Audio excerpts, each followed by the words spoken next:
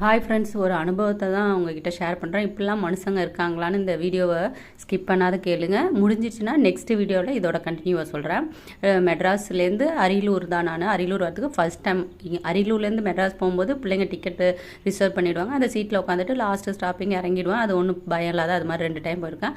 அங்கேருந்து வரும்போது டிக்கெட் கிடைக்கல. நானுமே ஃபஸ்ட் டைமு ரொம்ப பயம் பதட்டம். எந்த இதில் ஏறுறதுன்னு தெரில. அன்ரிசர்வேஷனில் ரொம்ப கூட்டமாக இருக்குது. ரிசர்வேஷனில் ஏறினா டிக்கெட்டு செக் பண்ணும்போது போங்க அன்ரிசர்வேஷனுக்கு அனுப்பிச்சுட்ருவாங்க.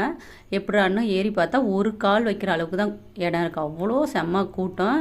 ஏறி பயம் பதட்டத்தோடு இன்னும் ஒரு அம்மா அழுதுட்டுருக்காங்க. ஏம்மா அழுகுறீங்கன்னு கேட்டால் பக்கத்தில் இருக்கிற சொல்கிறாரு, அந்த அம்மா காசிலேருந்து வராங்களாம், கீழே இறங்கி தண்ணி பிடிச்சாங்களாம், ட்ரெயின் போயிடுச்சு, ஃபேமிலி விட்டுட்டாங்க அப்படின்னு சொல்கிறாங்க. மீதி கதையை நெக்ஸ்ட் வீடியோவில் சொல்கிறேன் ஃப்ரெண்ட்ஸ். பூரி எப்போதும் எடுத்தால் இரும்பு வானலில் வச்சிங்கன்னா படிகிற எண்ணெயெல்லாம் மறுபடியும் யூஸ் பண்ணலாம். சில்வர் பிளேட்டில் வைக்கும்போது வேஸ்ட் ஆகிடும்.